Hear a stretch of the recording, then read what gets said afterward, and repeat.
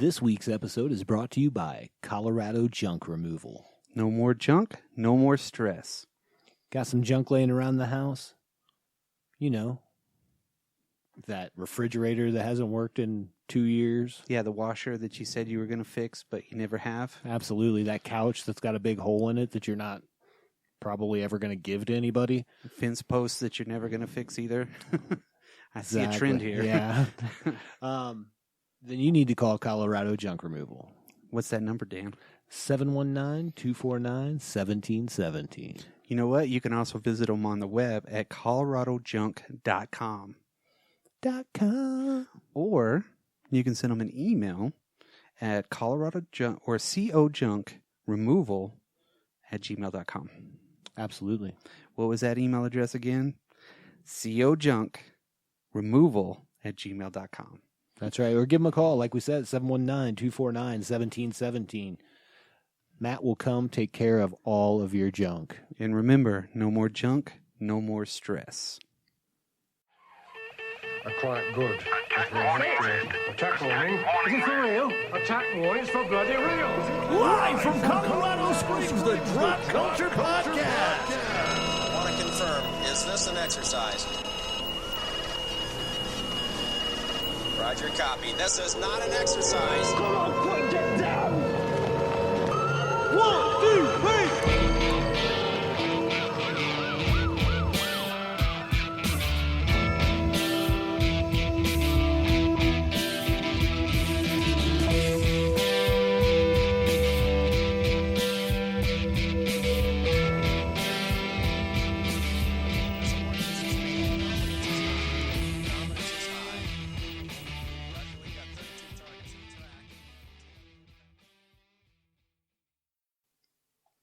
Welcome, everybody, to the Dropped Culture Podcast.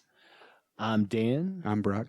This is that podcast where we find that piece of pop culture that you forgot about or missed, shine it up real nice, and cram it in your ear holes. What are we talking about today, Brock? Donnie Darko. Nice. Now, this is, I wouldn't really consider this a piece of drop culture in a way that it's still in the lexicon of things and it's still really highly appreciated for what it is now. I think you're right, but I think, like we talk about with a lot of things, Right. there's a whole generation of people who don't know this movie. You're right. So to them, it This is a piece of drop culture. This is drop culture. So this is something that we would like to keep around. Right. Yeah. Kind of bring back a little bit. Yeah. In a way that people will appreciate everything that it really has. Except for the dudes that learned everything they know about time travel from this movie. Those guys, cool. Yeah. Yeah, maybe not the way to go. Nope. It's like, it's so deep, I get it. I can watch, what is that? What is that DiCaprio movie? Inception? Oh my God, yeah. It's like, I get Inception.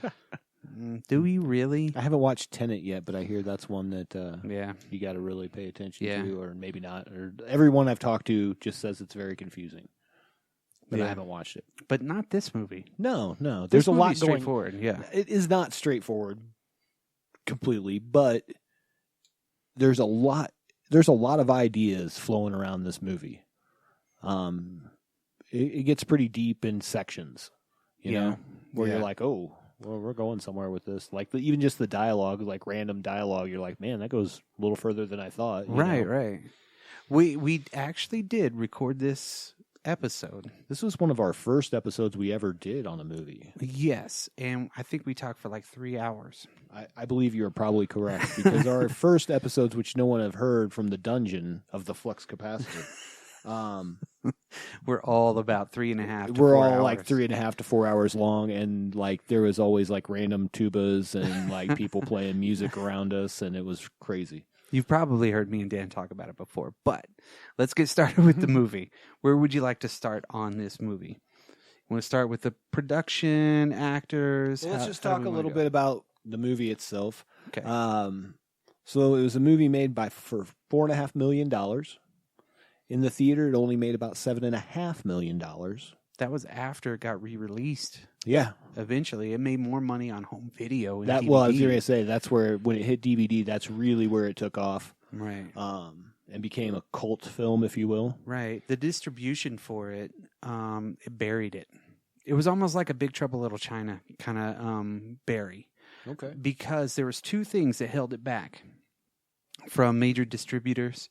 And basically it was if you've seen this movie, you know what I'm talking about. But if you haven't seen the movie, might as well stop the podcast right now, watch it, and then come back. I'll give you 5 seconds. 5, 4.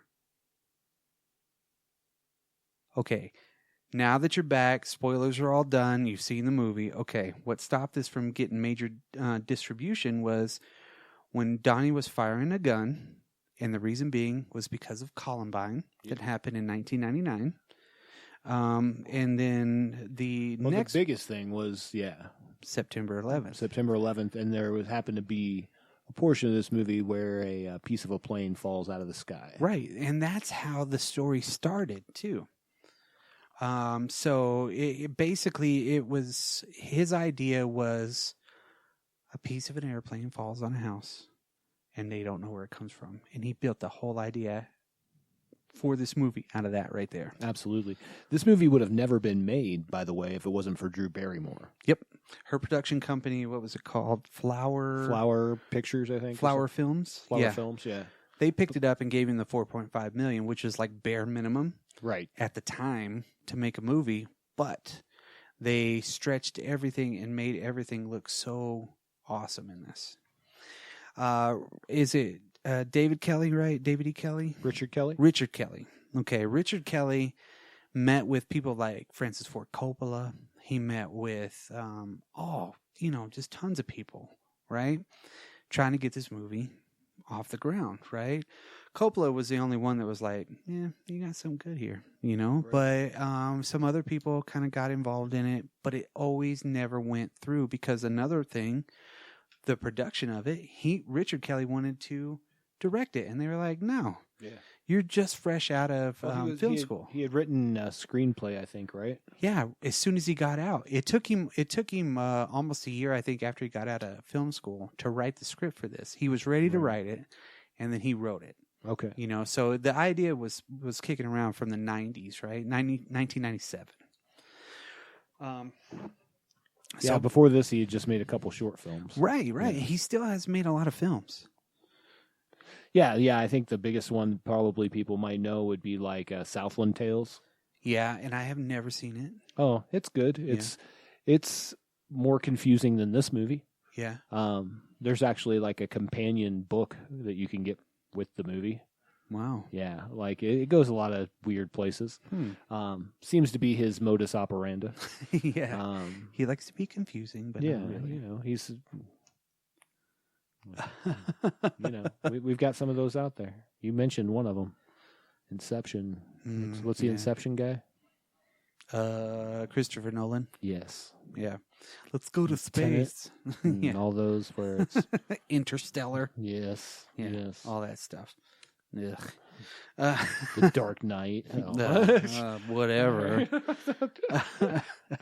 Those are a couple of the things that I noticed about the production, because my first brush with this movie, or first knowing that this movie was around, is I worked at Suncoast Video, right? 2 movies had come out that same time that were flying off the goddamn shelves. Okay.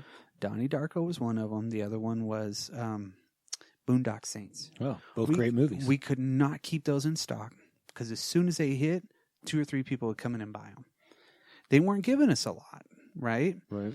It came out on DVD and video like March 22nd of 2001 or something like that. Something like that. Yeah. Whenever it was released. I believe you. Jesus. Did it just like catch on? This movie exploded when it hit to home video, almost again like most of the other movies that we have done on the show. Well, the theater release was October of 2001. Mm-hmm. So, yeah, it probably was. It had to have been like 2002. Let me see. Probably when it dropped on DVD. But yeah, I want to say like this is one of those movies like as soon as it came out on video, I knew about it. Like I feel like Boondock Saints was another one of those movies, so it's weird that you mentioned that they came out like kind of together. You know, it was weird because the DVD boom was really going through. And after it took off after that, he decided to do the director's cut, which they did that very early on, right? And they started playing it at midnight showings at a couple of different theaters, or at least one, and it ran for like 28 consecutive months at midnight. So, wow. Name the other midnight movies that you might know of: Pink Flamingos, Night of the Living Dead, Sure. Eraserhead, and now you got this one, right? This one was the midnight movie for the time. Gotcha. It would be pretty awesome to see it, in an old theater, kind of like the Beverly or something like that. Right. And especially the new, whatever you call it, the director's cut, which is like 2.5 hours. Here, I think last month, the 4K release came out. So I will say that I feel like I've been watching the director's cut. Like I remember watching, like the original one I had was just the theatrical release. Yeah. But I feel like I've had the director's cut for a very long time and did not realize that it was a director's cut. All right. You know what I mean? I just thought that was the movie. And then it's been a few years back, but I remember watching Donnie Darko somewhere else or on something else, and I'm like, "There's whole pieces. Where's the rest?" You're right. You know, and yeah. then I was like, "Oh, I'm an idiot." There's a couple of movies that I've had that are like that, and I'm like, "Oh, this is not the same freaking movie. This sucks." Well, and I think we've talked about this on one of those What a Twist movie things that we talked about one time was Butterfly Effect. Oh, yeah. I've only had seen the director's cut, and then I watched like the regular one with somebody. I'm like, this is lame-o.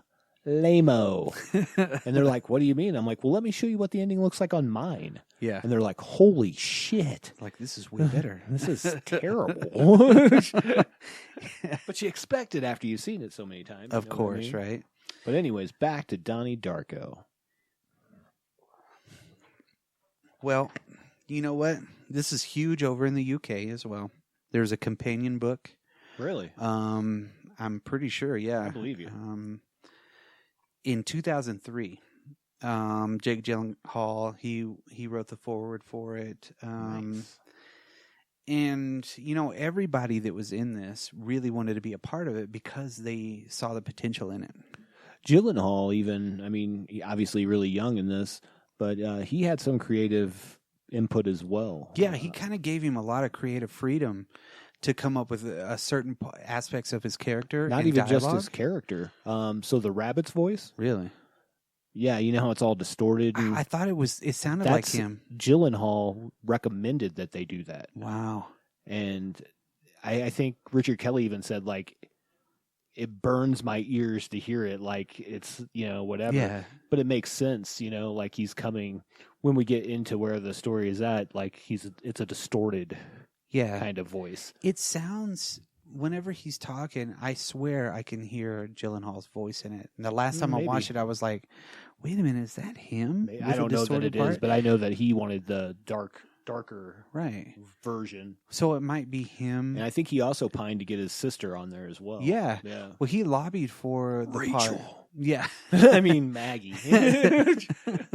He literally wanted to go for it, but there's so many up and comers, and they wanted to kind of hire unknowns in a way. And do you know who they had originally for this? Right?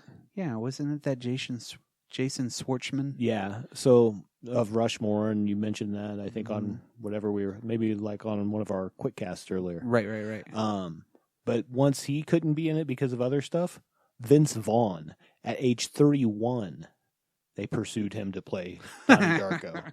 And he kind of finally just dropped off. I think he knew, I'm going to be playing a kid in high school. Yeah, this ain't going to work. Yeah. So No. Gyllenhaal was perfect for this.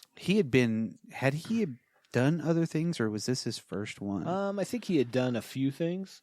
This is the first role that I really, knew who he was, after this, I think. I think I knew who he was before I saw this movie. Okay. Which is kind of weird, but I really do. Because, this was pretty early on in his career. And then again, I remember it coming out and being at Suncoast selling out. I never watched it.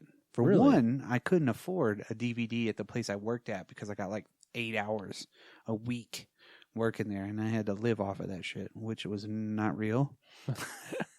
So you may remember Gyllenhaal from his acting debut, where he played Billy Crystal's son in City Slickers. Holy crap.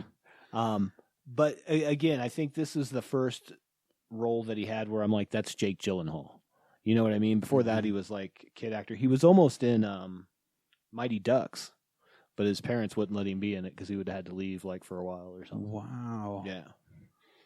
Yeah, this one kind of pushed him. And then I knew him. I think I knew him from Bubble Boy before Okay, Donnie Darko. yeah. You know? Yeah, I can That see was a pretty funny movie. I always liked that. I forgot about that, yeah. He's had some pretty good movies, and he had some pretty big stinkers. He's had some pretty good movies since then. Yeah, Zodiac is awesome. Jarhead was really good.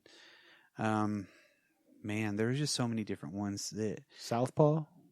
I never watched it. That was pretty good. I mean, if you can suspend disbelief that somebody can learn the Philly show boxing style in like 6 weeks or whatever, you know what I mean? Like it's one of those movies, a training montage, and suddenly now I know how to do this. Yeah, get out of here. But it was a good movie. Yeah, you know, it and was now, well done. And now he's Mysterio in the MCU, That's right. or the Sony MCU. Did you ever watch the Prince of Persia movie? No, I didn't either. Nope. I had no desire. I watched the Conan movie, which came out really close at the same time, and I was like, "This sucks." This is terrible. Jason Momoa, no, he looked like Conan, acted like Conan, but he was still a Hawaiian surfer. Just My man. Yeah, but Gyllenhaal's done a lot of good stuff since then. Yeah, I would say. He's really kind of coming into his own. The older that he gets, he's What really. was there was a movie where he was not a detective, but he was a Was it Zodiac? no, he was a reporter maybe, like where they almost like an ambulance chaser. Oh my God, I don't know, but I think Does that sound familiar? maybe. Was it Nightcrawler? Yes. Yes. I finally did watch that one not too long ago, or at least a big part of it, where he was like filming. He was the first on the scene for whatever you call it, crashes and stuff like that. Yeah. Actually, probably one of my favorite movies that he's in, and I think this is kind of an underrated movie, is Prisoners. Great movie. Oh, that movie is awesome. I've only seen it once. It's good. I need to watch it again. good. Yeah. It's him and Huge Jackman. Yes. Total package. He can sing. He can dance. And Does he he can have play an Wolverine. EGOT? He better. Well, If he doesn't, he will. I'm gonna get him one. But so Jake Gyllenhaal's our main star, obviously. But man, this is a star-studded event here. This movie. There is a lot of people. So Jake Gyllenhaal, of course, plays Donnie Darko. And then, like I said, he got his sister to play his sister. Right. Maggie. Maggie to play Elizabeth. And then his other sister, Samantha Darko, which they actually made a sequel to this movie called S. Darko. Yeah. And it's about her. I've never seen it. Nope. It didn't look good. Nope. So I didn't watch it. It's probably one of the most universally panned movies in the history of movies. Yeah. It's close. I've never seen it, so I can't speak to it. Then Gretchen Ross, the love interest, if you will. That was played by Jenna Malone. She's been in a lot of stuff. Since then, She was in all of those Girl with an Arrow movies. Hunger Games. She was on Hunger Games? Man, I don't really remember those too much. Yeah, well, I have daughters. Yeah. As you do. But she was in a lot of other things as well, but that was like the. Yeah, that was her big deal. Of course, you got Drew Barrymore, the fire starter. The fire starter. I'm the fire starter. I am the fire starter. As we mentioned, it was her production company that gave him the money. Absolutely. And she plays the cool English teacher who's always trying to hook up. She does a pretty cool move to hook up Donnie Darko and his girlfriend. Yeah. Choose the prettiest. And then, of course, you have old Patrick Swayze. Yo. I don't think we have to tell everybody who Patrick Swayze is, but just in case we do, Yeah. Dirty Dancing, Ghost. Those are probably a couple of the more popular movies, but if I were going to pick some, it would not be either of those. Red Dawn. Yes, score. Point Break. There's a great amount of Patrick Swayze movies. Yes. And Next of Kin. Liam Neeson, Patrick Swayze. Holy crap. And now Brock has to change his pants. Yes, I do. You know the dude that played Donnie Darko's dad, that Holmes guy, Holmes Osborne? Yeah. I like the characters of their parents because they seemed so relatable as parents. Yeah, they're like normal people. Right. Yeah. So they're not either one way or the other. And Mary McDonnell, I think, did one hell of a job being Donnie Darko's mom. Absolutely. Watching the director's cut, you have a little bit more interaction with his father. Yes. You know, but in the theatrical run, not much. Yeah. He's there, but he's not. Yeah, it's not huge. You know, it's not a big presence. He plays very well. Like he's well intentioned. Mm-hmm. He's a little disassociated from things because he's a dad. Right. You know what I mean? Like he works his job and still dealing with life and all that. You Right. know? Jokes around a lot. You know. Yeah. So he's relatable. Yeah. The whole family is relatable. I would Absolutely. say that you could kind of almost put yourself in that kind of a family environment because it did seem healthy. But of course, with the more you go through it, then you kind of see how things are kind of a little bit skewed there. Right. At the yarn barn. At the yarn barn. I would think we should probably say this was Seth Rogen's first movie. Yeah. The first words he says in any theatrical movie. I like your boobs. I like your boobs. The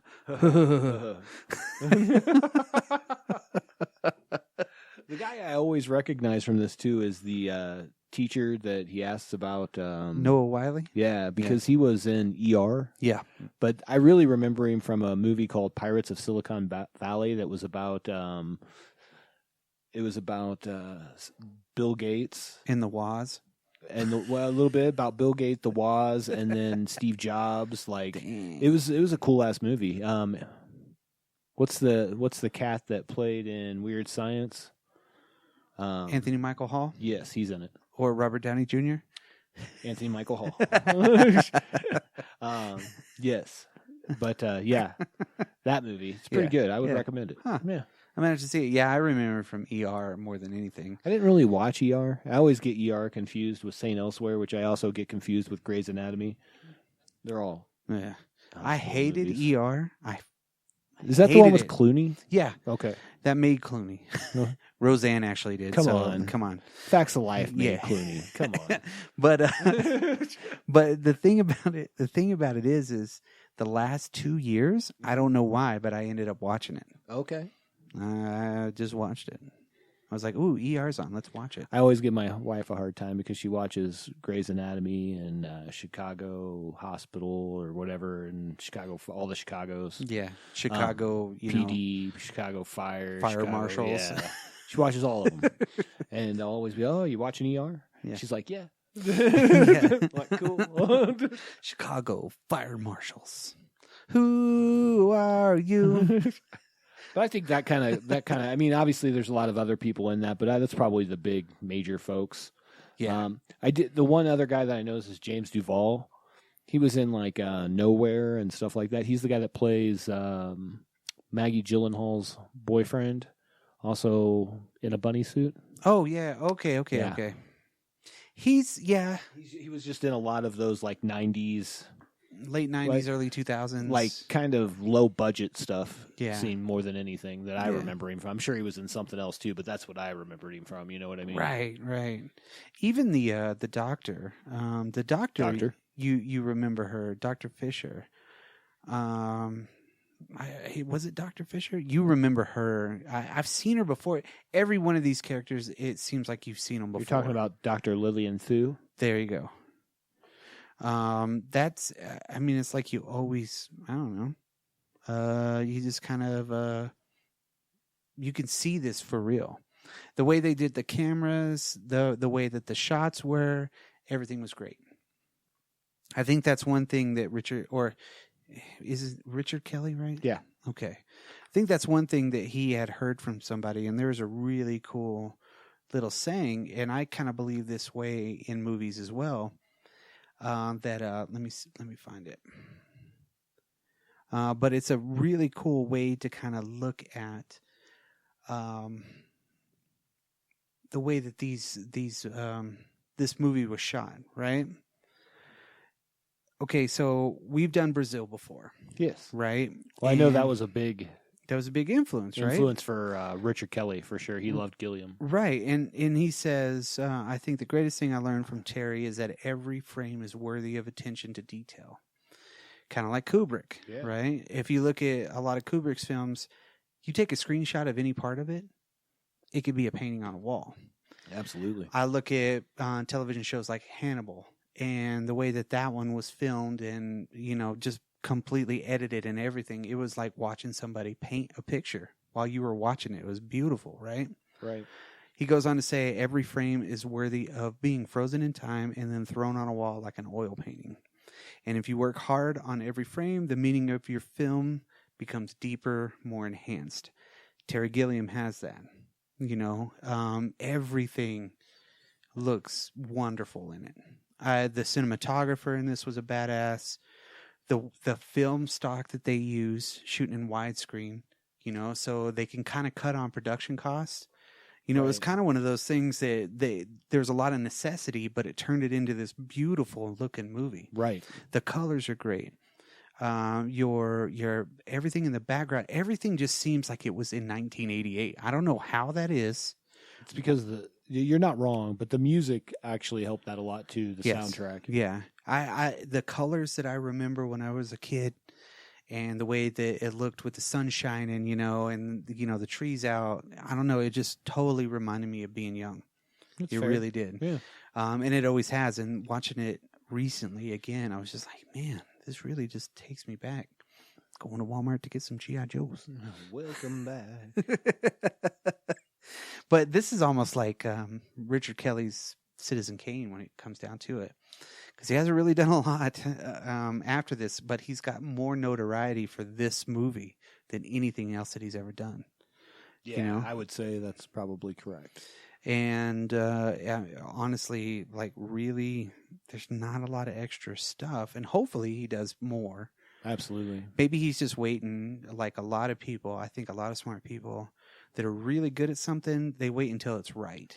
Well, they want the right project. They want absorb something that they're passionate about. And and as you know, with writing, the way I feel is you got to have life experience to be able to write from the heart.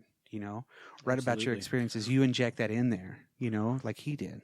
Well, and he also got the idea for a lot of this movie while he was tripping on drugs. Oh, that's pretty cool. So, which makes sense. Yeah. He's like, whoa, what's that coming out of your nothing. But you totally watch people get up and follow those. Whoa. Not saying I've been there, but I've been there. Seen a lot of that. Seen a lot of stuff in my life. Going to see some more. But before going to see some more in my life. But before we get into the movies, this is listed as on Empire's list of greatest independent films. It's number 2. Wow. Number 1 is Reservoir Dogs, I think. That makes sense. I believe. And then greatest movies of all time is it's ranked 53. But this is Empire's list, not AFI or anything like that. Those are pretty big deals to be listed on any kind of list like that. Like we can make a drop culture list and list this as number 12. Right. And if we had Credence, you'd be like, oh yeah, it's listed on drop culture as number 12, the greatest movie of all time. But no, we're not. Well, when we hit episode 500, okay, maybe. Then we'll have Credence. Yeah. Then we'll have a little bit of Clearwater Revival. We've already done that episode. We already did that one. Yeah. But let's go ahead and get into that movie. Absolutely. So, I mean, this opens up where he wakes up, right? So that's the opening scene. He wakes up. He wakes up on the road. Street. Yeah, on the road. Kind of in a hilly area. Yeah. And his bike's next to him. And then they have that really kind of sweeping everything where he's just riding his 10-speed. Yeah, as you know, would in home. 1988. As you find out, Right. this is also 1988. Yeah. So it's October of 1988, right? Yes. Yeah, I think it just started in October or something like that, right? So yeah, he's going in, and they have that. What was the song that they were playing in the director's cut? It's different than the theatrical cut, but the way that they use the music with this too, because they knew that they weren't going to get the big guys to do the score for everything. They got somebody that was hungry, to do the music, but they also picked the right music to put into it. They had I know they had a cover of Mad World by Tears for Fears. Mm-hmm. That was like the big driving song, I think, of this. Yeah. I don't remember which one was different or whatever. Well, I think in the opening of the theatrical cut, they have Echo and the Bunnymen. Oh, okay. But then they throw that song in on the director's cut in close to the end. Okay, yeah, you're right. So I'm going to time you out right there. What other movie opens up with an Echo and the Bunnymen song? I'll wait here. I used to know, but you're going to have to tell me. The Lost Boys. People Are Strange. Oh my God, that is right. Jesus, and that was one of the best covers ever. Yeah, pretty Damn. good.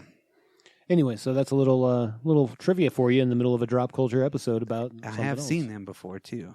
Oh, nice. Yeah, I've seen Nice. Echo and the Bunnymen, which at that point I wasn't really a fan. Right. But then after I was done, I was like, "Oh, Is it just ironic that they were in this movie with the Bunnymen? I don't know, maybe. Oh shit! 2 + 2 = 4. But when he gets home, we get that cool table scene where they're eating dinner. Yeah, And really, you get that kid dynamic, like the really good family dynamic. where they can talk around the table. Yeah, they're talking around the table, and like he calls her a fuck ass. He's. Are you gonna be still working at the yarn barn? Because she's talking about like having kids when she's 30. 'Cause Yeah. she wants to vote for Dukakis. Yeah, and yeah, and her dad's kind of like, her dad's like, well, come talk to me after you have to give half of your paycheck to the government. because he's hardcore conservative. Right. Of course, And they live outside of D.C. They're in Virginia. Right. So that makes sense because later on we do see him watching a Washington Redskins football game. Right. When we get to that part, because there's a part where I'm like, oh, I see what he did there. But my favorite part, because she says suck a fuck. Yeah. And he's like, how exactly do you suck a fuck? And then the little girl's like, what's a fuck ass? And Dad laughs. Yeah, He's like, how could you not? I know, all right. The dad does that a lot during this movie. He's like, I gotta hold back. Gotta hold back. So yeah, they're just going on, and then you find out that he's not taking his pills. Right. So, Autumn, this is where I like the pacing of this movie as we uncover more, because it's not like all up in your face. Yeah. We find out bits as we're going through. So that was pretty cool. But it's a good world bending or world fucking building aspect of it, because you engross yourself in it with that very first long shot, so you become aware of the surroundings. Right. And then you become aware of the family dynamic, and then you start getting into more of Donnie. And then your next scene really is him being woken up. Right. Wake up. Yeah. Yeah. And then he goes on. He takes another night walk. Yes. And he ends up seeing something really crazy. Yeah. So he sees a man in a rabbit suit. Yeah. A bunny named Frank. A bunny rabbit, which he says a lot. That one thing that drives me nuts, the word bunny rabbit, like it's either a rabbit or a bunny. You don't need to give me both of those. And that's when he tells him that there's, 28 or was it 28 days, 6 hours, 42 minutes, and 12 seconds left till the world ends. Yeah. And then cut scene, and he's waking up, right? And who do we see there? Patrick Swayze. And other guy. And the other guy's like the dad. mayor or some shit. He's the dad of the one kid, for sure. Oh, yeah, that's right, because he does come over His to the friend. house. Yeah. He's in that scene. Well, he says something, too. The kid says something like, my dad said he saw you at the golf course. So are you sleepwalking again? Yeah. But he wakes up, and he's got those numbers written on his arm. Yeah. Which you watch him whenever he's walking out of the house, he grabs the pen from Right. the deal that they wrote, "Where's Donnie" on, and it must have been Maggie Gyllenhaal that wrote it. Yeah. Was like, "Where's Donnie?" You know, when he wakes up and comes in that first time. Yeah, and you get to see, and it's just he ends up going back home, and it's like I don't know. You start to get the school dynamic too, his friends and everything like that, right? Do you get that at this point? No, because this is where he comes home to find like all the craziness going on in his house because a jet engine crashed through his house While he was through his asleep. room. Yeah, while he was asleep. Except he wasn't there. Yes, he was Because he saved. was busy talking to a 7 foot or 6 foot tall rabbit, 6 foot tall rabbit. as if he was Harvey. Yeah. Yeah. So he barely escaped death because when he was coming back, he was like, wait a minute. Because he was all discombobulated when he woke up, of course, like anyone would be waking up on the links. As you would. Yeah.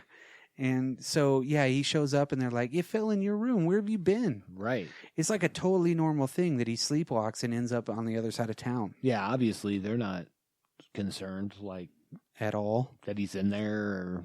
Right. Yeah. They're like, oh my God. There's I guess nobody they already there. had the crane and everything in there, so Yeah. they're like, well, he sleepwalks. He's probably somewhere. Yeah, because they're like, it's a jet engine that fell. We don't have any idea where it came from. Yeah, the FAA guys are awesome. We need to talk to you in private. Yeah. And then they're signing shit. Yeah, non-disclosure agreements. That's what those are. Yeah, exactly. It's like, we're going to a hotel, kids. And they tell him that at that point that they can't identify where it came from and that they can't talk about it because of signing those, because there's some serial number matching they have to do. But it's on a in-commission jet that's still flying out there. But they don't know that yet. I don't think they mentioned that at that time. Yeah, maybe later. Yeah. Yeah, that it was something out there. But, I mean, it crushes his room completely. Then they're at the hotel, right? Yes. And they're picking on the little girl. Because Maggie Gyllenhaal is like, his sister is only a couple years older. Yeah, she's obviously out of school Yeah. because she's working at the yarn barn. And she took a year off of school and she was going to go to Harvard, I think. I guess. Harvard or Yale? I think it was Harvard. I think so as well. Yeah, she was trying to get into Harvard. Right. But she hadn't got anything back yet. But even on, like, the only time we get her boyfriend really is over the phone when she's talking to him. And there is a point where she's like, I took a year off, to hang out with you. Yeah. But we never see him until Right. later. Yeah, because that's in the director's deal to where she's on the phone. And Oh, that's not in the other? I don't think so. Yeah. Again, it's been so long since I've seen the theatrical cut. I just don't know the difference anymore. Right. That's where I was like, I don't know. I'm going to talk about the director's cut because that's all I've watched. But, okay, so this is whenever they go to school and they have that really long shot. Or, Before we get there, I just got to say, I want to say a little fact about that house. So that house is actually only like 2 blocks away from the house from Ferris Bueller's Day Off no way. in real life. Wow. Yeah. That's pretty cool, Yeah, Cool. And it's probably fact. it's probably near Uncle Buck's house. Yeah, probably. But I thought that was pretty cool. They like even had a little map that showed you, like when I was looking it up, they're like, it's just around the corner. Oh, wow. Yeah. But okay, so they get out of the Ford Taurus wagon, right? And they go over to the bus stop, right? They get dropped off at the bus stop, and the other 2 dudes, which are assholes, you know what I mean? They're like just trying to be cool, and they're like, "Oh man, you got to have a smoke." How did that happen to you, man? What happens if you tell mom and dad about this? Yeah. You put Ariel in the garbage disposal? Yes. You're fucking right. Yeah. Yeah. And then Charita's there. Yeah. Charita. She's all, shut up. But yeah, she can speak perfectly. Absolutely. Right. But they really kind of hide that whole deal. But he sticks up for her a little bit. He does. And then the other. You see that he's constantly like he's nice to her. Yeah. Like And- he's just normal. Right. you know? And she's the one that everybody has to make fun of at school. Right. And then you got the, because what kind of school do they go to? It's like a prep school or something? Something like they have to wear like certain uniform sort of thing. Right. So it's like junior high and high school all wrapped up together. It looks like it's one school. Yeah, probably. You know? I mean, it is Middlesex, Virginia. Oh, yeah. So it's a middle Mm-hmm. High school. I guess. Where you have sex.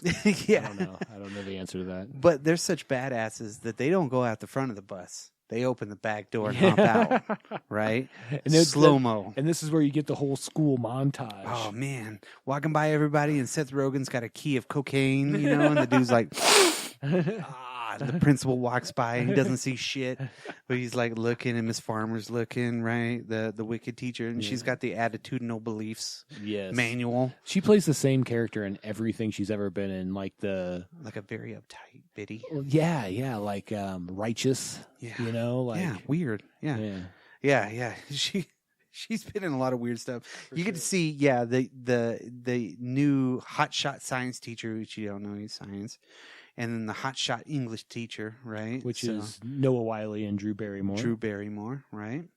With shoulder pads. I noticed that this time. Of course. Dang. I mean, it was 1988. Yeah, she looked like she could have been a linebacker somewhere. And then that's when they basically come into her classroom, right? And she's teaching about Graham Greene's The Destructors. Right. Which is really integral to the whole story. Right. There's a lot of different things that kind of pop up with it. Mm-hmm. And this is kind of the beginning of it because she reads a passage from it.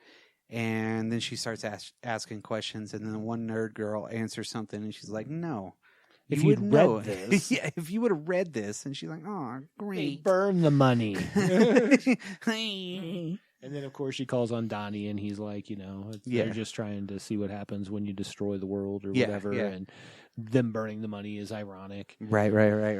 And then Jenna Malone walks in. Yes. And she's like, okay, sit by the boy you think is the cutest. And they're all like, oh. And it gets the nerdy chick to move. Yeah. And she's like, get up. Like, get out of your seat. I wanted to sit next to Donnie Darko. Aww. He's so dark and weird.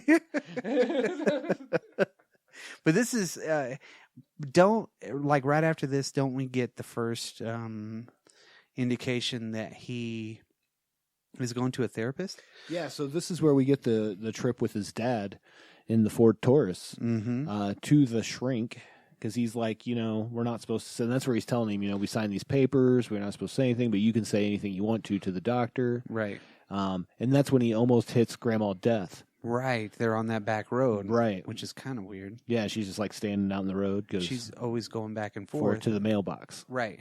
So he almost hits her. They go around. Then he goes to the shrink. Right. Right. The head shrinker. And I believe this is where we get... Whoa, we got to stop right here. Because Donnie gets out and she whispers something in his ear. Right, but you can't hear it. Yeah. Yeah, which is, it's kind of... I think that's kind of a big piece of the movie, so we have to say that.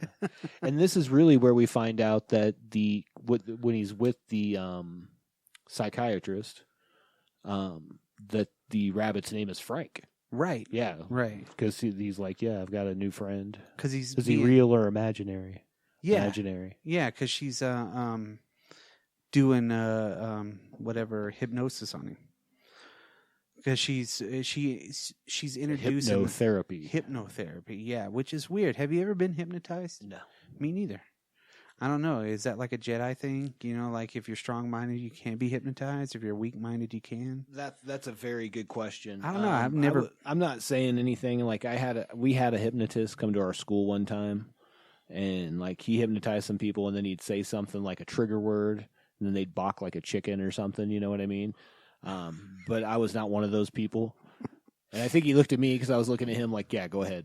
Pick me because it's no. Yeah, no, I'm not and maybe it would have. I don't know. But I've never done it. No. I might want to. Yeah. But I'm afraid to. God knows. Now you are the Winter Soldier. Yeah. It's like whenever I think about having dental surgery or surgery of some kind, right, and they put me under some weird drugs, I'm going to be like, you know what, man? I'm going to say something totally wrong. My fear is not that. Because fuck that. I don't care. I say whatever I want on this podcast. So. I know, right? There's no holding back. No holds barred. I'm just going to leave that right there. Yes. But my fear is that like they'll put some trigger word in my head, and then like I'll just be like doing my thing at work, and then like they'll or somewhere, and they'll be like say some word to me, and I'll spaz out and do something crazy. You know, no, thank you. Yeah, no. But we digress. Yeah. So she's having him hypnotized, right? Because that's part of her deal, and because she believes this is what she tells. But I think we don't get into the hypnotism yet, right? This is just where she's having the conversation with him. She's having that first conversation with him. Because I think we do the hypnotherapy later on when he's talking about Married with Children. Yes. Yeah, that's a little bit later. Yeah, I know that one's a little bit later, but there's another. There's like two or three sessions. 3 or 4 sections of that. There's a whole bunch of Because those, pretty much after he's talking about Frank, that's when we cut into the Patrick Swayze video. Yeah. Of Attitude. Controlling Fear, Part 1. Yeah, attitudinal beliefs. Yes. He's stop your videotape right now. I used to live in fear. I'm not afraid anymore. And we find out his name's Jim Cunningham. Right, Jim Cunningham. And the freaking PE teacher is like all about that dude. Like She everybody loves him, in town. Old kitty. She's all about it. And it's weird because is this the point where they do the fear and love line or something like that? No, not yet. Not yet. Okay. We're almost there. Oh, damn. Actually, there's some cut scenes in here. Yeah. Because this was where it cuts back to a dream again, I believe. Like the next set of scenes is where he's having the dream and Frank basically, like he ends up taking the axe. This is where, okay, so let's actually stop because I think you are right. Because this is where she tries to tell him, like the fear, or you're talking about the fear and the love line. Yeah. Yeah. Yeah, to where, Kitty's like. But I feel like that's after the Smurf part. Yeah, it is. Yeah, it is. Yeah, so this is actually right. So he takes the axe. Right. He has the dream with Frank in it again. Then he takes the axe and he goes and cuts the water pipe. He does some school. sort of water main break, but they don't know about it until until they're at the bus stop and some other little girls run up and are like, well, we "School's see canceled." him, but we don't know where he's at. Right. He's just taking an axe to this thing, and then it cuts to them at the deal. So he's had another episode, and it says on the ground, they made me do it. Yeah, they made me do it. But he puts the axe in the like metal or stone sculpture of their mascot. It's like a bronze sculpture. Or something. That's hardcore, dude. Right. That axe was clean, son. Yes, but and this leads to when we get to that part too, that he's got like some sort of superhuman strength. Absolutely, which is crazy. Right? He does. Yeah. So, and it's in a weird spot, like he levitated and then banged it or something like that. I don't know what it was, but it's in a perfect spot. So they're all freaking out about that. I love that they're having that conversation and the two girls are talking and she's like, there were feces everywhere. And the other girl's like, what are feces? And she's like, baby mice. And they're like, ew. But then they're walking home and he sees Jenna Malone and Seth Rogen and the other dude. And this is where we get Seth Rogen's first line. I like your boobs. And she's like, would you mind walking me home? He's like, okay. And, they're like, shut the fuck up, Donnie. Fucking hate you. So they're walking down the street, and she tells him about why she's there. Yeah. And then he's like, you want to go with me? That was a kind of a wacky backstory, too. Like, they got to change their names because her dad stabbed her mom 4 times. Right. In the chest? In the chest? Jesus. Wow. Yeah. So they changed their names and moved to Middlesex, Virginia? Right. And he's like, you want to go with me? She's like, where do you want to go? It's like, no, like, be my girlfriend. That's what we call it here. Yeah. Well, that's what we did, too, when I was younger. It was like, you want to go out with me? Go out where? What do you mean? Yeah. It never made sense. They're going together. Yeah. Where the fuck are they going? Yeah. Where are they headed? Because if they could leave, it'd be great. But yeah, and then after this, don't they? Well, before we get that, because when they're having that conversation, she's like, Donnie Darko, what kind of name is that? She said, sounds like a superhero. And he's like, what makes you think I'm not? Yeah, right. You know? He's a little confident, but he's like super But smart. he's not, though. He's like chill confident. You know what I mean? Yeah. Because he's definitely got that introvert, like I look away, I look down, kind of disinterested. You know what I mean? Right. And we do find out that he's like a really smart kid, obviously. Yeah, his Iowa test scores or something like that are like off the chart or intimidating. Yeah, he's like intimidating. But I guess they're in some sort of a again, like I said, like a prep school or something, you know, kind of like a magnet program. Yeah, and I actually wrote in my notes, going with each other. These two have known each other for a day. Not even that long. No, a day. Oh, it was the day before that she came to school, yeah. I'm assuming. It seemed that way in the chronology. Yeah. So, man, they move fast there in Virginia and Middlesex. Middlesex. And then that's when we're back on the couch in the psychiatrist's office. That's the next scene. And that's where he's in the hypnotherapy, and she says, well, what do you think about? He's like, fucking. Do you think about sex? I think about fucking. And Married with Children and Christina Applegate, which is weird because originally that was not what was written in the story. It was Who's the Boss and Alyssa Milano. And Alyssa Milano's like, that's creepy. Yeah. Christina Applegate's like, fuck that. That's awesome. Yeah, absolutely. And he starts unbuttoning his pants. And stuff. And she's like, she claps and he's like, what the fuck? Like he woke up on the links. Yeah. You know, he wakes up just kind of like, what? But he was undoing his pants, and that would whack me out, too. I'd be like, what's going on here? Wait a minute. See, hence the reason I wouldn't do hypnotherapy. Oh, okay. Well, yeah. It could just be touching me. I wouldn't even know. It's like right. Yeah, like you said, at the dentist, right? But this is where Miss or Kitty has the little bitty program at school. Is it at this point? No, or actually before that we have where they bring him in, and the cops are there at the school, and they're bringing everybody in to write.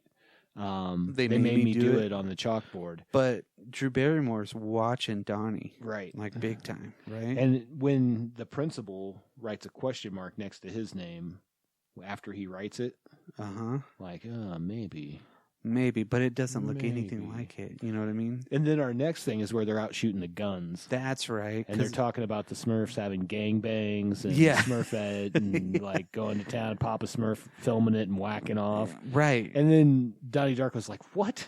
This is ridiculous. She was actually brought to the Smurfs by Gargamel. Yeah, he breaks it down for him. It's like, it's not logical. Yeah. They're like, fuck you, Donnie. They don't even have reproductive organs. Fuck you, Donnie, for being so smart.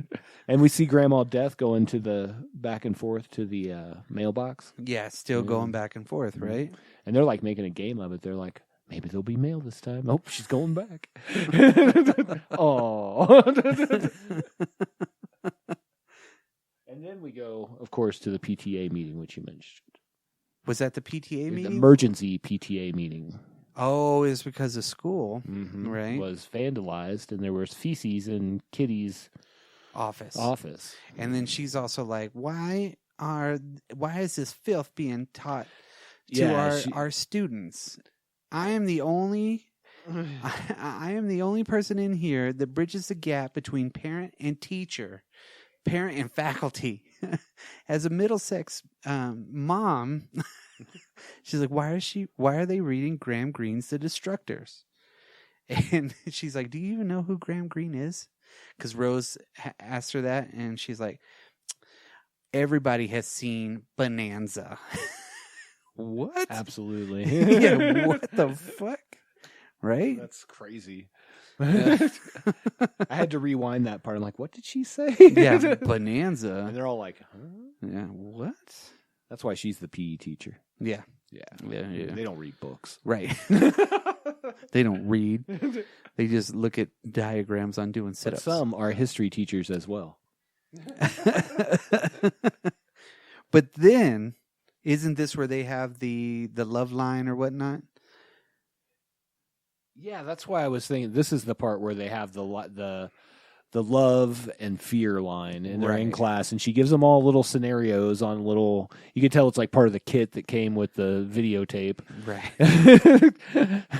The Tony Robbins. Yeah, Ling Ling finds a wallet, Yeah. and whatever, she takes the money but gives the wallet back. Where is this at on the line? So you're supposed to say whether it comes out of love or fear, Yeah. and he just goes off. He's like, no. It can't, it's not that easy. Right. There's no just two things. Yeah, There's you're a lot of forgetting the things. whole human emotional spectrum. And then we find out later when they're in the office Yeah. that he told her to take it and shove it up her ass. She's like, and physically insert it into my anus. Because you don't see her in that part until she starts talking. Yeah, I'll that's tell right. you what he said. And then Dad's, of course, is like, and they're leaving the office, and he's laughing his He can't ass help off. it. And he's laughing, and then Kitty sees Rose, and then because That interaction was kind of weird because the Yeah. other teacher's there, and she's like, "Will you excuse me?" right. Can we get And she- one? So it's all fucked up.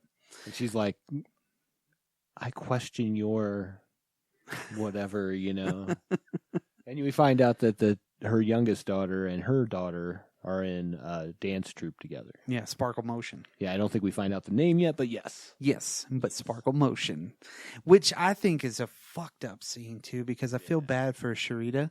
Yeah. She gives this great performance, and you can tell that they don't give a fuck. Right. Like everybody in the place is, because even the principal comes out, and now the moment you've all been waiting for, Right. your favorite dance troupe, Sparkle Motion, and Sharita's just like, motherfuckers. Man, I just did like a fucking, Dancing in the Wind deal, Well, and we get I think we also get the scene where he talks to Noah Wiley's character about time travel, because he does have another interaction with Frank where Frank tells him about time travel. Mm-hmm.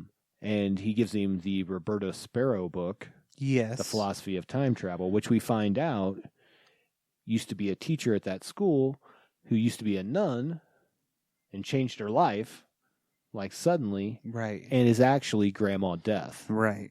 And what she's yeah, what she says to him too, that he says in the first session, is everybody dies alone. Yeah. Which, And that's actually right around here. That's not in the first session. When I thought it was the very first No. session. Nope. It's like right here. Okay. Where he like reveals that that's what she said. Oh yeah. Everyone yeah. dies alone, and like they have a really decent conversation about that, like where he's like, putting it in his perspective, like I don't think about those things because it's all foolish, It's Yeah. all foolish if everybody dies alone. Yeah. Like the search for God, all of that. Right. Right. So, when does he start seeing the tubes, the water That's tubes? actually the next scene. Is it? So this is the football scene. Right. When the guys over watching football and his son, and they're like, "Oh, we need a new quarterback." Yeah. And it's Doug Williams who does take them to the Super Bowl. Oh, I didn't know that. Yeah. He's like the first black Super Bowl champion or whatever. No way. Yeah. Quarterback, first Yeah, black yeah. Super Bowl champ. Wow. So I I didn't know thought that that. was weird. Yeah. Well, even the kid says something stupid. He's like, they need to go for a safety. Yeah. And I would like to look back in NFL history and see if like that they drafted like a really good safety that year or right, something. Right. I'm like, that's weird. But yeah. Then he starts seeing like the shit pop out. Yeah. So you start seeing like the clear. It's like water. Yeah. Kind of. It's the vision to the other side. Yeah. It's the God channel. Yes. Yeah. And he sees his little sister running around, and it's like, And basically, what he's seeing is the future. He's seeing it by it extending out of them, like they're following that path. right. And he all of a sudden sees his. Right. And he walks out all the way up the stairs, Into his parents' room. and he finds a gun. Yep. Wonder how that's going to work out. I don't know. Foreshadow not. Yeah, I didn't ever really put that together, but about how the fluid is going where they're going to, the future. I thought it was somehow leading them, but No. I didn't think it was leading to the future. That's basically him being able to see the future. Oh, Like see where they're going. Yeah, yeah. Things like that. Yeah, I guess I never really realized And this it. is the part where I think if you're not watching the director's cut, you don't get the cool, because once he gets this book, we get cool title screens, we get Right. excerpts of the book. Right. And I don't think you can fully understand this movie without some of those references. It's still a great movie, and you can still infer your own pieces of it. Right. But this really guides it a little bit more. I think it makes it, on the director's cut, I think it makes it more coherent. Yeah, I agree. It really does. And there's still things that are left open where you're like, not for sure if that's that. You know what I mean? Yeah. Well, how they break it down, too. Let me see here. I actually have the philosophy of time travel pulled up. Oh, for real? Good. Yeah. Good. And I think what we'll do, let's just keep kind of rolling through the story, because I think at the end maybe we'll tie some of this together with this for those folks who haven't seen the director cut. Gotcha. Yeah. So, what's next? Next, we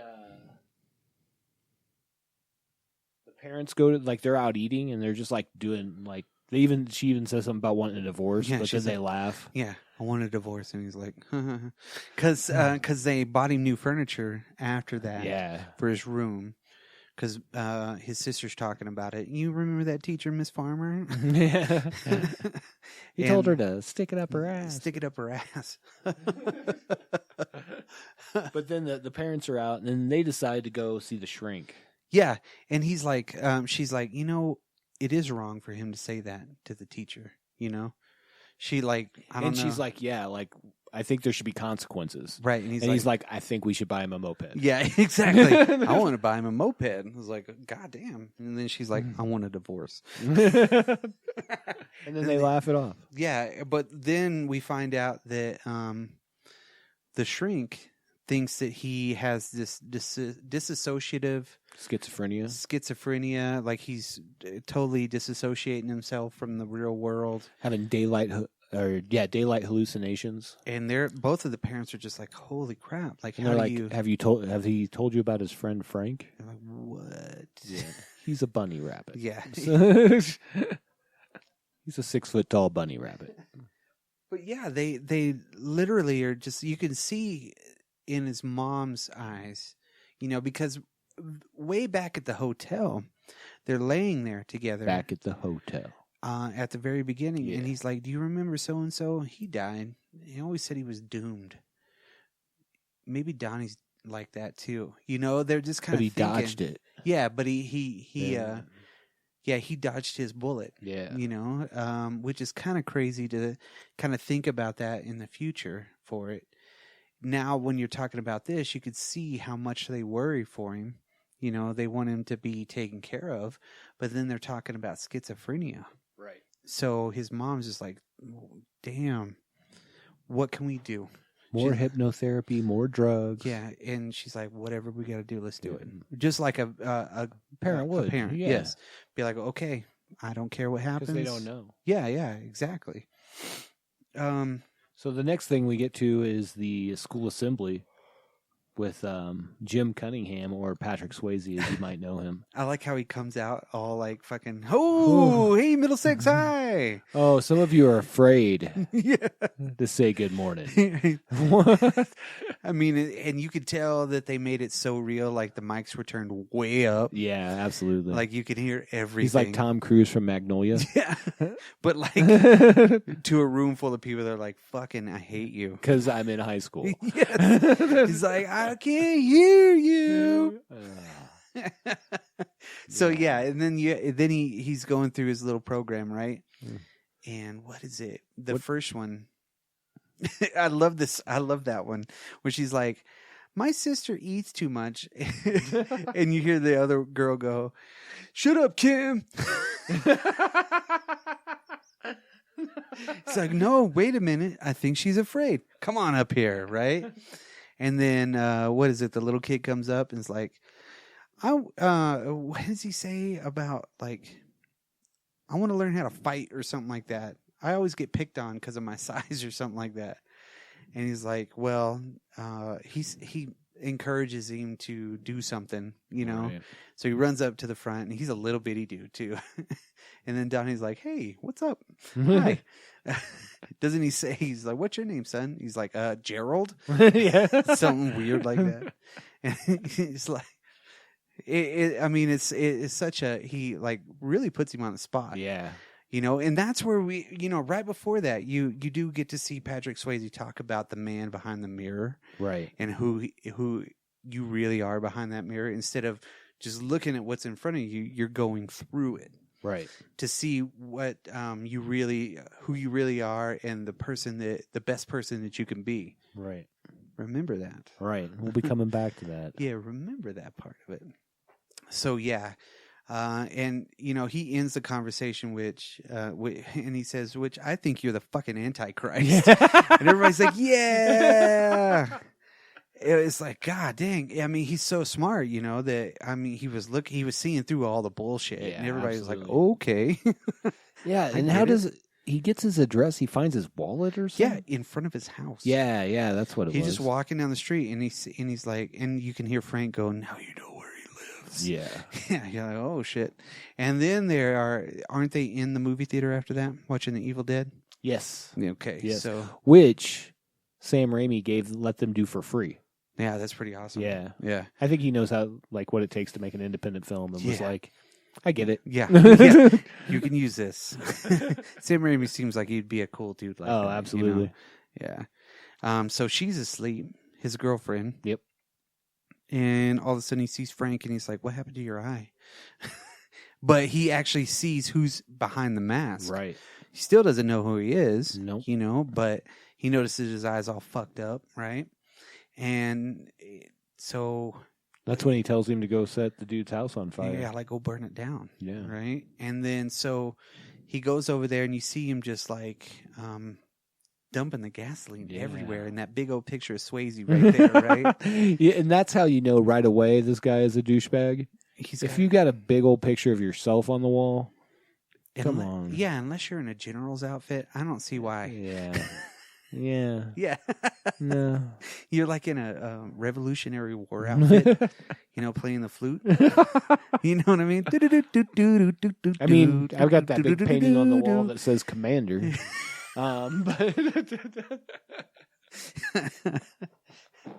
But yeah, yeah. So he lights the whole place on fire. Gets back in time that nobody, I guess, notices. Yeah. It was like a 20-minute jaunt. Yeah. How did he get in? You know, maybe it was a kind of neighborhood that you leave your doors unlocked. Maybe. Yeah. Maybe that's how it was. So yeah, and then what do the firefighters find in the rubble? probably the biggest child porn stash in the history of the nation, or some crap like that, like a nasty kiddie porn ring. Patrick Swayze. Oh yeah, and it was Patrick Swayze, and they show him getting arrested, Mm-hmm. right? And then they show Mrs. Farmer and them, then because they're like, yay, she's in the office, like, yeah, you know, giving the fucking the right guard commercial, and the woman comes up with the paper and is like, she's like, oh, so her perfect person, Right. that she totally believes everything he says, is, you know, arrested on these weird charges, right? And that's when she comes to Rose and says, "You're the last person I would ask." Yeah. Oh, bitch.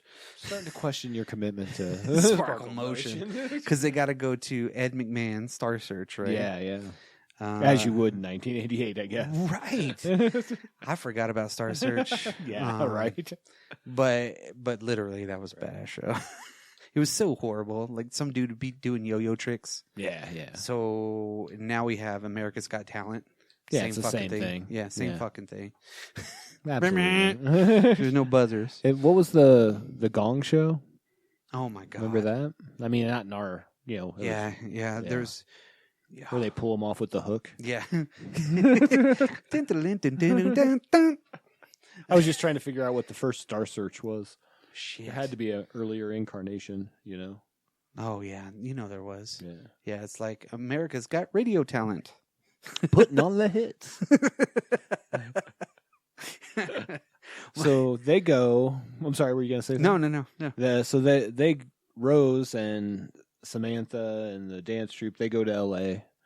and doesn't the husband go away? Yeah, he's already gone. Yeah, what's he? Just work or something? Yeah, because she's like, oh, it's a bad weekend. Kate. Yeah, that's right. Home dude's gone. And home dude. Yeah. That's what she calls her husband. Yeah, home dude's gone, man. And So with everybody gone, of course, Maggie gets accepted into Harvard. Of course. So they have a party. Yeah, they're having a freaking small get-together. Yes. Because they were carving the pumpkins together, And he carves the rabbit's the face. Rabbit, yeah. And that day, whenever everybody leaves, scary. he has to go to the therapist, too. That's right. And that's whenever he's like, I did it again. And then she's like, what do you mean you did it again? What are you talking about? I flooded the school and I set fire to that pervert's house. And then Frank's sitting in the room with him. Right. And that's where he kind of has that little kid, kind of like fearful little kid, while he's hypnotized. And he's just right there. And she's all kind of freaking out. And he snaps out of it and it's like, all right, cool. He's done. So he goes home. Right? And there's a big freaking party that night. Like, everybody's there. Doesn't his friend show up first? The Hulkamaniac in the other dude? Yeah, the Viking. Yes. So they show up, and he's like, I stole 4 beers from my dad. I got 12 rolls of toilet paper, a carton of eggs, and I stole 4 beers from my dad. And he's like... come on in. We got a keg. He's like, keg beers for pussies. What? Right? And then they show him drinking keg beer, right? Yeah, of course. Yeah. And that's when Jenna Malone shows up. She doesn't know where her... Gretchen, yeah. She doesn't know where her mom's at, but she thinks it's her stepfather. The one that was stabbed her in the chest 4 times or whatever. Right. So because they did kiss earlier while some fat dude smoking a cigarette. They didn't, right? It stopped. Yeah, she stopped right there. Because there's some fat guys over here watching. It seems like an velour jogging thing. Yeah, he's just smoking a cigarette. Fucking weird. And that dude's across the street too. Like whenever they have the party, he's got a flashlight. He's like, know who that weirdo is, right? But he's just always smoking a cigarette in a velour tracksuit. And that's when so that's when Donnie realized everything's kind of coming to a head. Right. Like, time's almost up. He had the time for this whole time, and we're almost there. Yeah. It's like an hour away or something like that. And, right? No, an hour left? It's a little bit longer than that. Okay. I don't know. I thought it was an hour, or around. Yeah, because in the morning is when everything starts. Because, he has to go. Yeah, so they go to find Miss Sparrow. Well, because he wants to bring her the letter. Right. Because, did we talk about that? I know that I don't think we talked about him writing the letter. Okay. But yeah, he does have the letter, right? And he's in school whenever he's looking at it, I think. When he comes out and, Drew Barrymore gets fired and shit like that. Yeah, we didn't mention any of that. Yeah, and we burned through that. Yeah, and she says cellar door. Yeah. And the first time. Doesn't she write it down? Yeah, she wrote it on the board. And he's like, what's cellar door? And he's like, some linguist said that it was the most beautiful word he ever saw. Yeah. I was like, what? I knew a band called Cellar Door, and I really, literally wanted to piss all over their equipment. Oh, there you go. I was like, fuck you, man. Cellar Door. Cellar Door. For real? Come on, guys. How does that tie into them going to look for old Grandma Death? Where do they go to? The cellar door. Uh-oh. Right? Because they do actually see Grandma Death. Him and Jenna Malone actually, or whatever her name is. Gretchen actually go to the house at one point during the day, and she's standing on her balcony. Yeah, right? That's right. And that's a little bit before. But this, they're going. He's got ride or die friends. Yeah, for sure. Because he's like, let's go. And they're like, all right, let's go. Yep. He sees a deal that says, went to get beer, Frank. He sees that, and he sees all the future stuff going around, all the liquid stuff going around and everything. And they end up over there at Grandma Death's house, right? Right. They're in the... Which is also Roberta Sparrow. We should probably say that again. Right, Sparrow. Who wrote the book. The book, yes. So they're in there, She's and 101 years old. yeah, all of a sudden, Seth Rogen and Home do pop out. Yeah. Right? And I got a bigger knife, Donnie. Because He's all about pulling the knife. Yeah, because he has like a switchblade at one point. He pulls it out on Donnie, thinking that he told him that he was the one that flooded the thing or right, something. Right. He was like, no, I didn't say nothing. If you're innocent. Yeah. So, yeah, and he throws Gretchen into the road. Right. And the other two dudes, even though they're ride or die, they're like, don't touch me. You know what I mean? You know what I mean? Right. So he's like, get back. Seth Rogen's like, get back. What the fuck y'all doing here? You know? And of course, because they pull off their pantyhose on their face. She's coughing in the middle of the road, right? Yep. And then all of a sudden, Seth Rogen's like, look, there's somebody coming. And he won't get off of him, right? And Gretchen is still in the road, like, like, she got the wind knocked out of her, everything on this dirt road that everybody uses as a thoroughfare. It's a cut through. And so doesn't the car swerve around? Swerves around Grandma Death. And hits Gretchen and kills her. Yeah, runs over her. Yeah. And who is it inside there? Frank, which turns out to be Maggie Gyllenhaal's boyfriend. Right.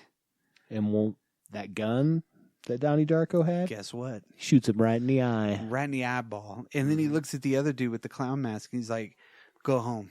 Yep. Right now. Go home and tell your parents everything's going to be okay. And he drops the gun, and Roberta Sparrow is still walking around. So he picks her up, and he's walking her down the street, basically, while she's dead, because she is out. And he ends up coming back to the house. He sees his sister, right? She's asleep on the chair or something, right? So he leans over, gives her a kiss, and he goes out to the Ford Taurus wagon. Yes. And, puts Gretchen in the co-pilot seat. And that's when you start seeing the swirl. Because we saw the vortex over the house. Yeah, you start seeing that swirl and that vortex and that weird deal. And he freaking, like, how did he learn how to drive? Did he already know? He says at the very beginning, because he burned the house down, his first deal of arson, that he could not get his license until he was 21. Right. So, okay. But he had to have learned how to drive because he's like driving like freaking Dale Earnhardt and shit. You know what I mean? Hello, walls. and so yeah. So then he goes and overlooks the town, and you can see the vortex. What did the cops show up to his house for? Was it because the vortex was open up? Probably because of the party, I assumed. Well, nobody was there anymore. Yeah, that's true. Yeah. I don't know. And then maybe the velour suit guy called. Yeah, the mom was supposed to come back at 8:00 in the morning because she calls whenever Gretchen and Donnie are, bumping uglies. Yes, or at least, it's implied. Doing the deed. So, because again, the doctor even calls like, you need to call me as soon as you get this. You know what I mean? So you all know that everything's kind of going down. So he ends up at the very top of the overlook, right? Yes. And he's seeing that tornado-looking vortex thing coming around. And then what's he see? Then he wakes up. Okay. The plane? Oh, the plane is flying over. That's right. Because it rips off one of the engines, right? Right. The engine. Yeah, the actual engine. But his mom and sister are on that flight. That's right. Because that's the red eye that was going over. And he's watching the vortex, and he's sitting on top of the Taurus. Gretchen's in the passenger seat. Right. But then, all of a sudden, he wakes up. Everything rewinds. Mm-hmm. He wakes up in his bed. And he wakes up in his bed laughing. Yeah. And then the engine comes through the house and kills him. He lays down, kind of is like, takes a deep breath, and is like, I'm going to accept my fate, and then, boom, goes through it. So everything that we saw at the very beginning was happening over again, right? Sort of. Kind of, right? Not in the same way. Right. So everybody that he had contact with throughout that whole 28 days or whatnot are really affected by him. So as soon as he dies, everybody wakes up. Right. that was sleeping at that point because it was late at night, right? Right. And they're all majorly affected by him. And so, like, at that point, you can think a couple things. You can think, yeah, they all kind of know something. Yeah. Or they woke up because a fucking engine off of plane came crashing through a house near them. Maybe. But you don't really know until the end when Gretchen and Rose is out smoking a cigarette, I think, right? Yeah, she's smoking a cigarette. And Gretchen, Dad's crying. Right. Maggie's crying. And Gretchen's riding her bike or something and stops. She's like, what happened here? And, like, there's almost a connection. Yeah. And they wave at each other. Yeah, because they do show everybody waking up. Like, they show the first person to wake up. Who was it? It was... Oh, I can't even remember. Yeah, I don't... They go through the cycle, and Sharita, like, she wakes up and she's smiling because he was good to her. Right. They show Cunningham, Swayze, and he's crying, bawling his eyes out. Yeah, so Miss Farmer wakes up. That's the only downside to all this. Mm-hmm. Because he never burnt down Swayze's house. Yeah, but something, it seems as if something has affected him. Yep. Hopefully in a way that he stops looking at child pornography. Right. Touching children, whatever he does. It was the doctor first. And then the last one to wake up was Frank. Yeah. And Frank wakes up and he puts his hand over his eye. Right. Because he's like, what the fuck, right? So, yeah, then you get to see them pulling him out of the house. And she's like, well, who's that? And the little kid's like, oh, yeah. Somebody died. Like, damn, right? Nope. And so, yeah, that's when his mom, his mom was awoken by the deal falling down. Sure. His sister was already awake. His dad was downstairs. So they were all woken up that way, or awoken. How do you say it? Woken? Woke? They were all woke up by the big loud boom.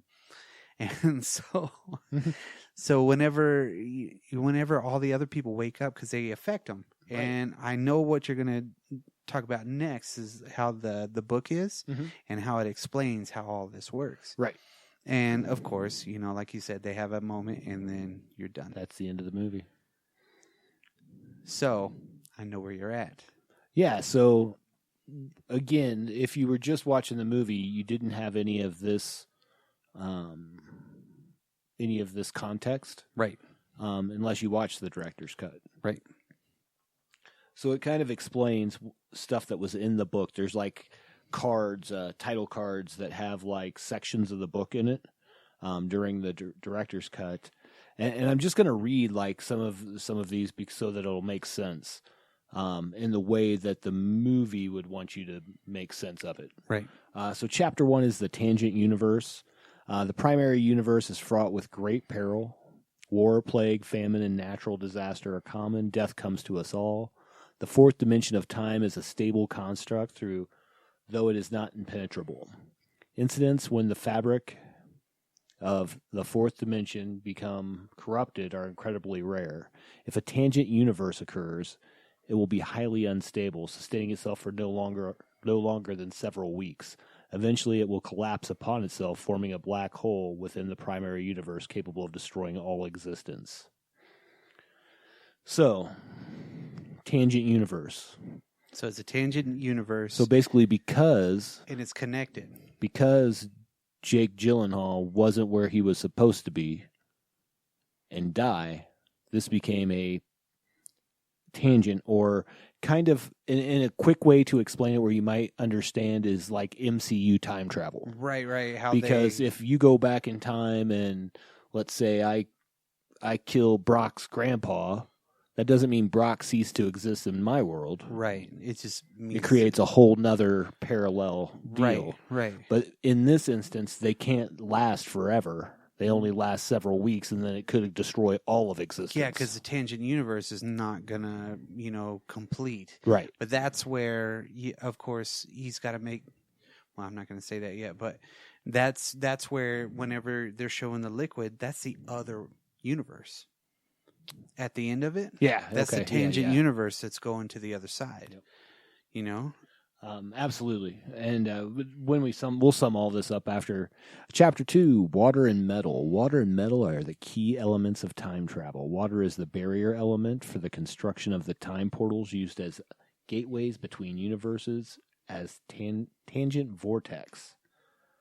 Metal is the transitional element for the construction of artifact vessels. That's pretty important, actually. Because we find out what the artifact is, which is actually weird because it's a jet engine. Right.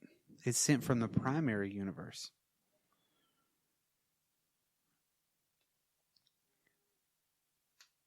The artifact and the living. When a tangent universe occurs, those living nearest to the vortex will find themselves at the epicenter of a dangerous new world. Artifacts provide the first sign that the tangent universe has occurred. If an artifact occurs, the living will retrieve it with great interest and curiosity. Artifacts are formed from metal, such as arrowhead from an ancient Mayan civilization or a metal sword from medieval Europe. Artifacts returned to the primary universe are often linked to religious iconography, as the appearance of Earth seems as to defy logical explanation.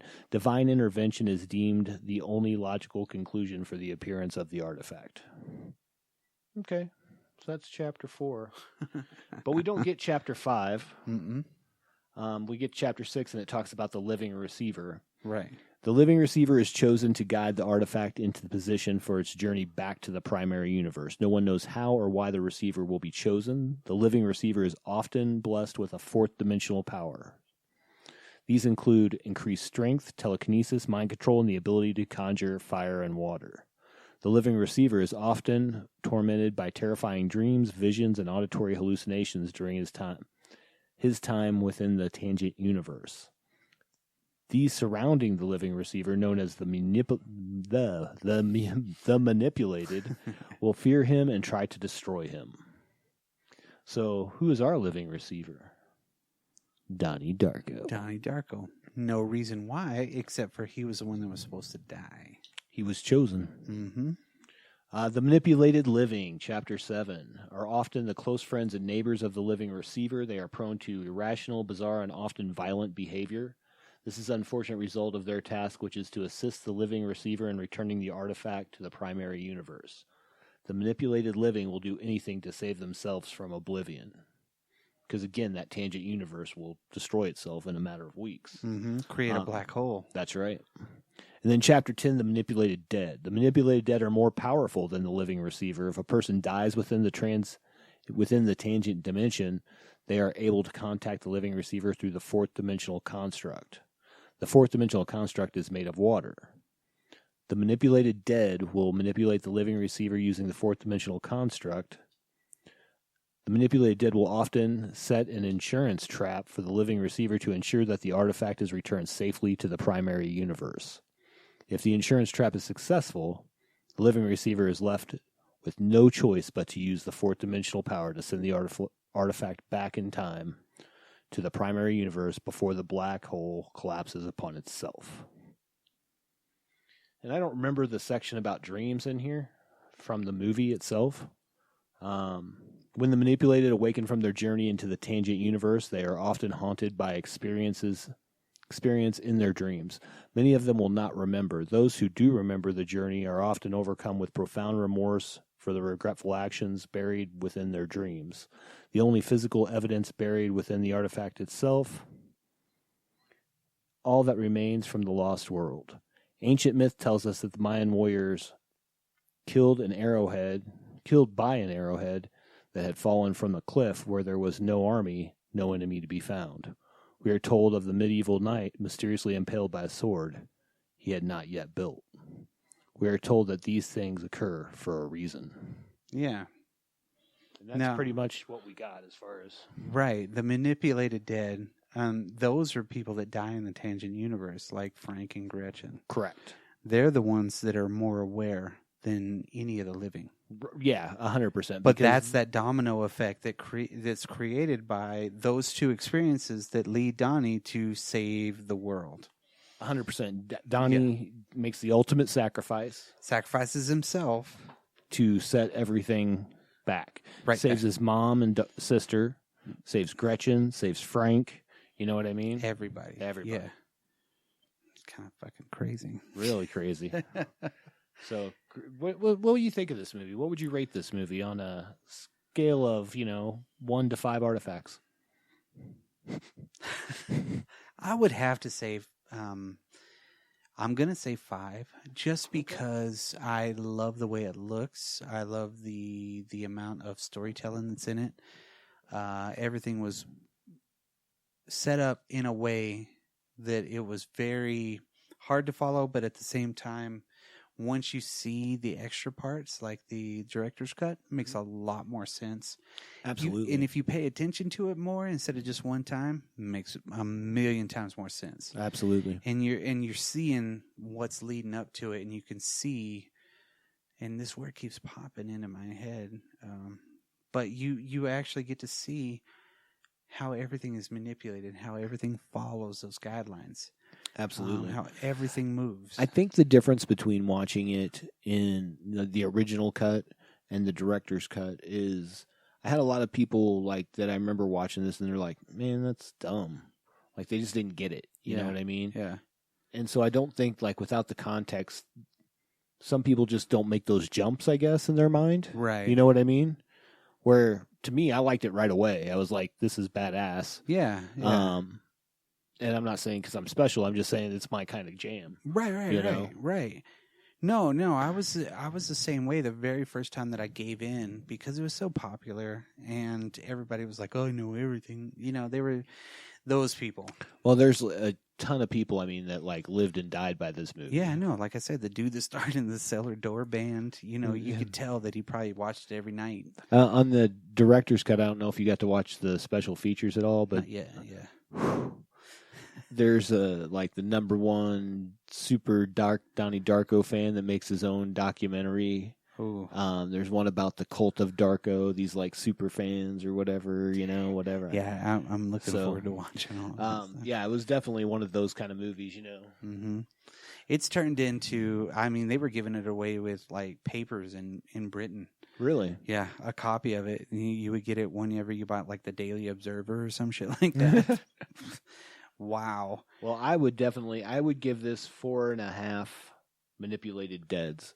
Okay. Because it's that powerful. Yeah. I think for a first outing for a movie, the first time that a director has. For $4 million. You fucking broke the game on that part of it. And I have to think that, like, obviously Drew Barrymore was involved with the production, but like Patrick Swayze, they weren't making their normal money if they were in this movie for $4 million. But I know that a lot of actors do that. They'll like make their big production movies and then like, yeah, I'm going to go make something I want to make right now. Right. Something that I think is good. Right. And I think most anybody that probably read that script was like, damn. Right. I want to be a part of this because this is probably going to be something. The people that had the foresight for it. Yeah.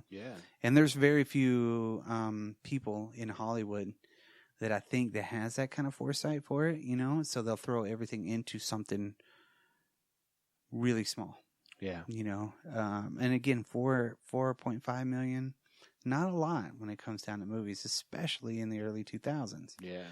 But at the same time, what they did with that is they created something that is still defies tradition. It's a story, a coming of age story, but yet at the same time, it's like morally, I don't know. Everything is just great about the movie. And watching it as much as I have and kind of going back on it, I do believe in the movie. It's going to be one of those movies that is always going to be right there. Absolutely. The longer that it's out, too. These older movies like Kane and, all of the Maltese Falcon, things like that. Sure. Those are always going to be listed as very great, but we're slowly going to see a regime change when it comes to movies, I think. Citizen Kane. I'm with you now. I was like, right. Kane. Yeah. Yeah. Well, Citizen Kane Orson Welles was like 23. Yeah, 100%. Really close to about, Richard Kelly was a little bit older. He graduated college in 2007 or in 1997. So, he wasn't that much older, I think he's only like 46 right now or something like that. He's not that old. No. So whenever he made that, he was in his 20s. Oh, yeah. Which is crazy, just like Orson Welles. And Orson Welles threw a lot of stinkers out there. He threw a lot of weird stuff out there because he was the boy genius. I think that, Richard Kelly has really jumped and made something so prolific that it's hard to bounce from that. Sure. Because you always want it to be as good or better than something you did before. Which, is a curse, but also is something that you'll always be remembered for. So it's good and bad. Yeah. And I think something like this, everybody that was involved in it really did. There was nobody that was phoning in any kind of performance at all. No, I think 100%. Like you said earlier, I think everybody that was on board was really on board. Right. You know what I mean? Yeah. And there was, I think it was very well balanced. There was obviously some disturbing parts. There were some really deep parts, but there were some really funny parts as well. Like just the conversations that were happening. Right. It was real. Yeah. Like I said, it just, whenever I watch it and I see them outside or I see the way the sun is shining in that movie, it just takes me to 1988. Walking down to, my corner store to buy baseball cards and stuff. Hell yeah. And I was only like 9 years old, Yeah. I don't know. It just felt like it. Like I could hear the cicadas, in my neighborhood, It just reminds me of that. I can totally see that. Which, if you haven't seen it, and if you're listening to this at this point, you pretty much know what you need to watch it. It is discombobulated, but at the same time, just read about it, watch it. You'll love it. Right. Anything else you want to say about the movie? No, I don't think so. I would recommend it for sure. But yeah, I think we covered everything, man. Right. Yeah. Don't watch the sequel. No. I think this I can't say that. I haven't seen it, but even Richard Kelly was like, I had nothing to do with it. Right. When me and my wife first met, this was one of the movies that she had never seen before. Really? And we watched it. And I just remember her being like, oh my God. Because my wife never watched movies before she met me. So, wow. She was. She's going to Ice Cube concerts. Pretty much, right? Like way cooler than I've ever been. My wife's cooler than Kim Deal. But I don't know. I remember it being a really big thing, and it's still there. And I just remember that. I didn't even remember it when we were watching it last night, because we were watching it on Wednesday, and she was like, "I'm not in the mood for this." I was like, "All right, cool, let's watch some potato chips for the brain."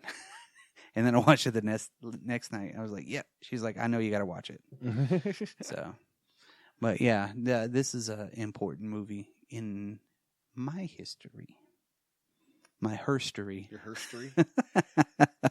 Yeah. I would say this is probably a movie that I watch, like, I don't know, not like a lot, but every so often, like, I'm like, oh, Donnie Darko. It had been a few years since I watched it. Right.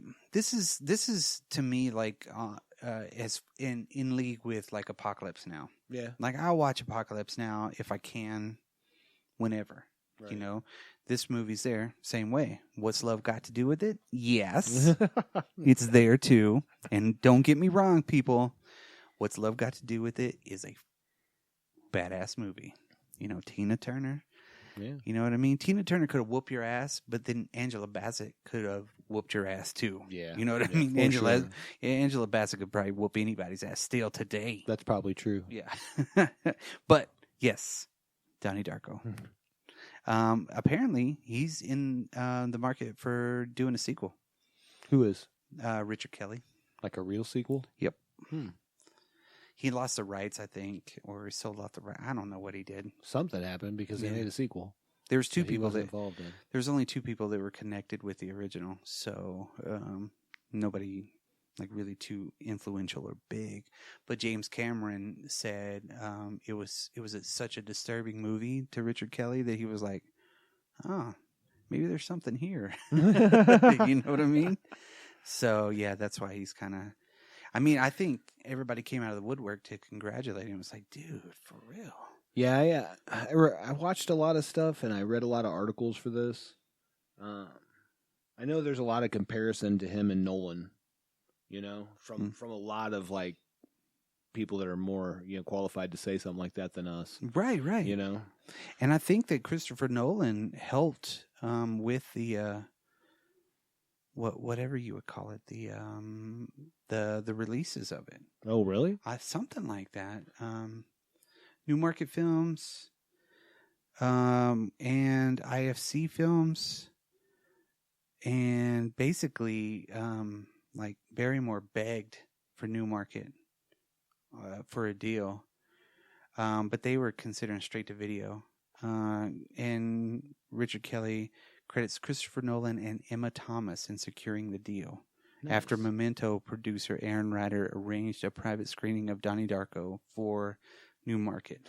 Yeah, because it came out at what, Cannes first? Yeah. Sundance. Yeah, Park City, Utah. That was the premiere. Sundance, okay. Yeah, and then, yeah. So. Sounds bougie. Bougie. Park City, Utah. What's the one, Telluride, that's here? Yeah. Telluride Film Festival. Yep. That's like Tarantino's ground. Yes. I'm still Tarantino's still kind of fucked up to me. How so? Because he was like best friends with Harvey Weinstein. You know what I mean? Yeah. You know what I mean? It's kind of like, okay, you knew this whole time? You son of a bitch. Should have done something. Hollywood fucking makes people crazy. Yeah. Money makes people crazy. That's true. Well, and I think also, I think that some people are in film because they're passionate. It's not always about all the money, you know? Yeah. But there's also that, like, chance that this really fucked up monster person could take the ability that you have to make movies away. Right. But at the end of the day, Tarantino could have stood on his own after 3 movies and done whatever he wanted to. Oh, my God. You know what I mean? After Jackie Brown, he could write his own ticket. Yep. You know? And now he's doing 20-hour cuts of freaking... It's upon a time. But I'm Hollywood. not saying, you know... Yeah. It is what it is, but I think you're right, and I had never really thought about that. So, yeah, that's depressing. Kind of weird. Watch Donnie Darko. Yeah, watch Donnie Darko. And do with Quentin Tarantino or Harvey Weinstein. Well, stay tuned to the Drop Culture podcast because coming up next week we have blank, blank, blank, blank, blank, blank, blank. We don't really know. We usually like texting each other. So what are we going to do on Wednesday? Well, I think that we have talked about it, and I don't know if it'll be the next episode, but the next episode we do about a movie will be something that of a redemption movie for Patrick Swayze because he plays such a douchebag in this. Yes. And I think that he probably deserves something a little better than that. The redemption of Patrick Swayze. That's right. So look forward to that. So, all right, people. Thank you for tuning in. Visit us at dropculture.com. Send us an email at dropculturepodcast@gmail.com. That's right. Twitter, Drop Culture. Yeah. Right. Drop Culture Podcast on Instagram and Facebook. Instagram, Facebook. We have merchandise that you can get on Redbubble. Just look for B.A. Funkenstein or The Skeletons of Memory. You're going to find everything Or you just need put right Drop there. Culture in there. You'll find it. You'll find something because we got stickers. We got shirts. And I'm wearing one of the shirts, too. you I'm are. the only one to ever buy one. Congratulations. I bought a sweatshirt and a shirt. Sir. Yeah, that But was the not old with the logo. new stuff. We got the new logo. Yeah. New shirts are actually pretty nice, too. Nice. I mean, they're going to look cool because after about 7 washes, it's probably not going to have any print on it. Way to sell it. Yeah. It'll look cool distressed. This will be one of those things that you're just like, you have an original Drop Culture? And be like, yeah, it's signed by Brock and Dan. And Yeah. Mitch. Yeah. Bring it, just watch out for us. We're there. Come see us. And listen, because YouTube is awesome. Fair. Yeah. Mitch, we miss you. And that's it. Love, peace, and chicken grease.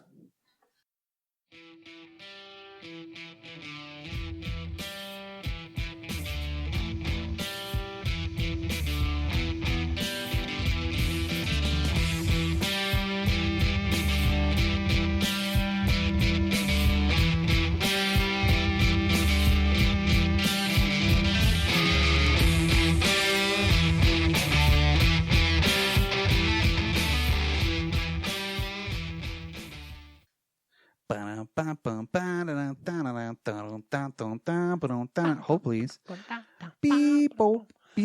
Richard Kelly is a year younger than I am. Is he? That kind of pisses me off. Hold please. You know how long we talked about this movie? How long?